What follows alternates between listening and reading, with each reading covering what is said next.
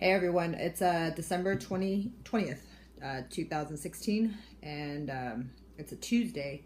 So I wanted to memorialize this day because I administered my first shot of testosterone by myself. And it was in a 1 milliliter dosage, and it is a day earlier than I have been doing it previously.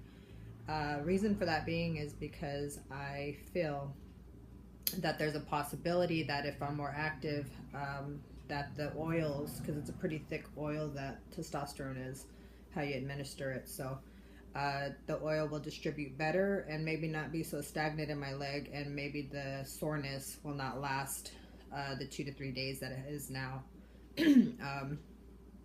But I'm on my way to work right now. It's about 2 o'clock, and I walk about 5 to 7 miles. So today may be busy, may not. We have drawing, I don't know.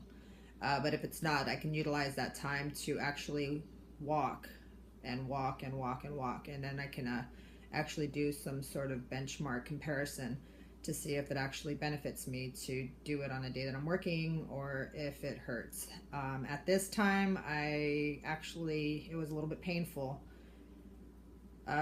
injecting the needle today. I don't know if maybe I did not pinch my thigh hard enough to clot the blood, but it bled a little more than normal, and it definitely stings a little longer. So we'll see. It's all trial and error at this point. I'm not discouraged at all. I just wanted to kind of keep a documentary of sorts so that I know in the future what I should and shouldn't do. So definitely next 2 weeks I will know to pinch my thigh harder for a longer time and then inject the needle, because it is a pretty long needle.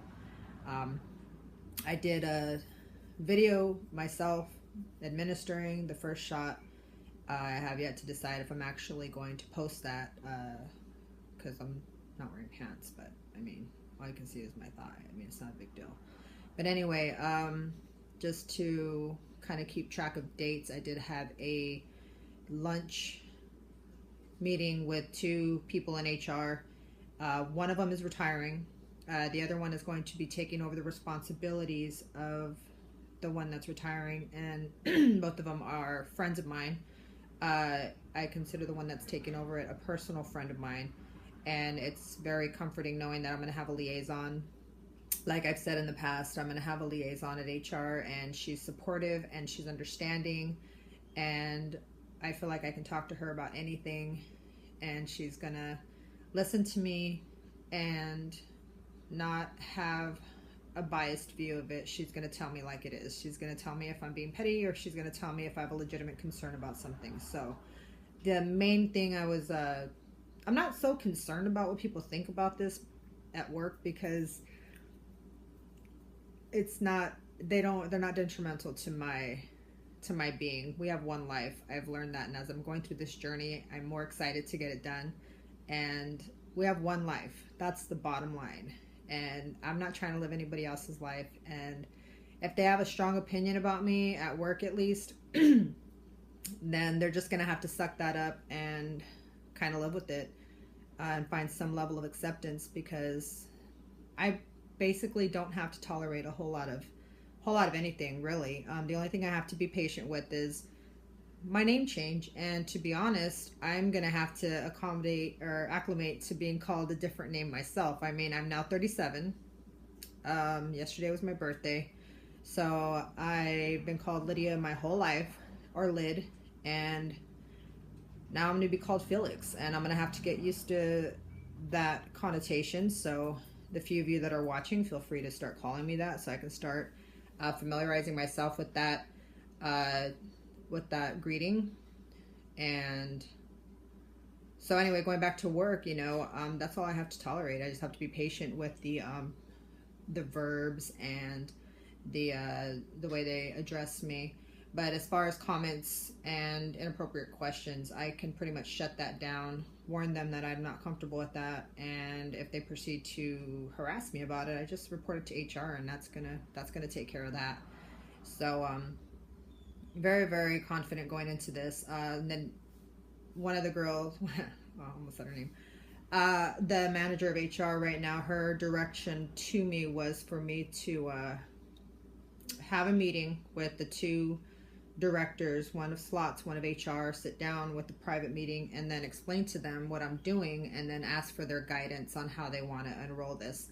I asked if they had ever done this. I said, have you ever done this before? Like, is this new? Because, I mean, she's retiring, so she's been in HR for well over 30 years. And her answer to me was no.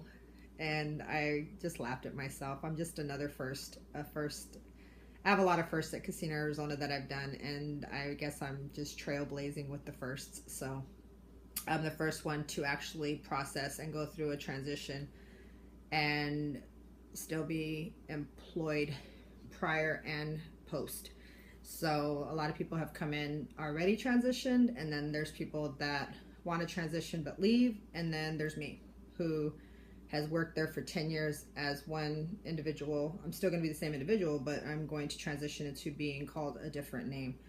And I'm kind of excited. I mean, I think that's a pretty cool benchmark, you know. I think, you know, me and my cousin Connie talk about this a lot, but I'm going to have a pretty awesome eulogy when I finally have my final respects, because I'm going to have a lot of benchmarks, a lot of accomplishments, and a lot of firsts that maybe I didn't even intend on having, but they are there and they exist, and they are things that I am proud to say that I did. So yeah, I may do a follow-up video in just a couple of days just to see how the how this went with me walking. Maybe I'll do one tonight when I get home from work and see if this was a benefit, not a benefit, or it really didn't make a difference. Because right now it's burning, so I'm thinking I probably may have hit a vein, which is not good. I should not have hit a vein, but it could also be that I doubled my dose, so it's more oils going into one spot, and it needs to dissipate before the pain goes away. So anyways, I hope everyone has a wonderful day, my couple of viewers that I have, and I will talk to you soon.